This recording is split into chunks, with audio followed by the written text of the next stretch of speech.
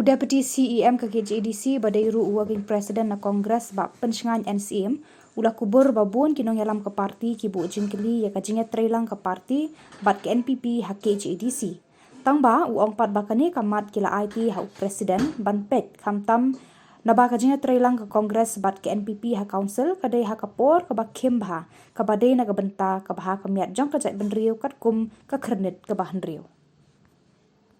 Okay, no doubt. Kajing shishahi bahaka jingilang juga MPCC menen kasni ki babun hi ki race be ka agenda kajing telang jingi hang ni buat ikan di kam na kalian jongka jingilang nila endorse president but ki parti ki leaders haka state congress committee ke jungi ban discuss ban pej benia habarok kiliang namar ba pias tu i ka objektif pada kata bani Treilang ru kadei nam taka cost jongka interest jongki briu ki jongi athai ko mga pengen mau beng system ngidon naga very crucial situation ki babon ki bill ki belong very crucial ki babon ki amendment naga sidil hangtai tingin ko bala kumnu bani contribute lan haga isi ya ha bakadon ka no ka jingong na kileng ki no kasan juga parti ya kata ngin sanang pulih punya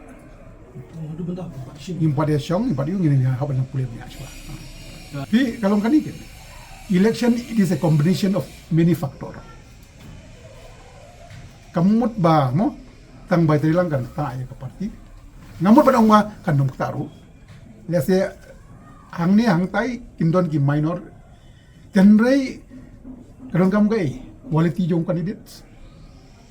Ke parti jungi ya kongres abang don hang ni. Mistik baik ban orang pendek ke dorbar senang. Mistik baik ban pendek ke dorbar himat dorbar naik. Mistik baik dan pentlainya kasih sidil. Teka mot kum kita ki kam arai stan ban ong ba kan kita hak election dan rei ka Shillong ba apa kadon ke people snow ngin hak ban pe benya dia.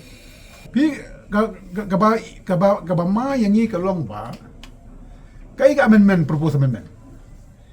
Pantip no kum ki village council. Kawai ka village council kan klop lang South Sandali ki Shillong. Ya u presiden u chairman jong ka village council njet in penlong election da ka state election commission te kum mutrai very serious issue menta kijano ki ketang jong kirai papli kijano ki ketang jong hima ka amendment ka pisa ti ka ibon kay tende lagi du no ikata